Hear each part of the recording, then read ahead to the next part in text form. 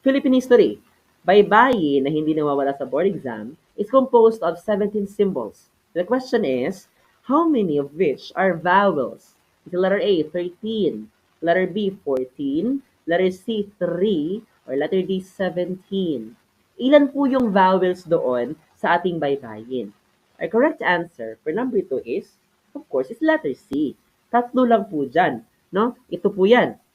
No? Yung baybayin, no? Yung ancient form of writing ng Philippines is consist of 17 unique characters.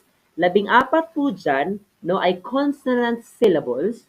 As you can see po sa ibabaw, no, yung bada, gaha, ka, until po saya.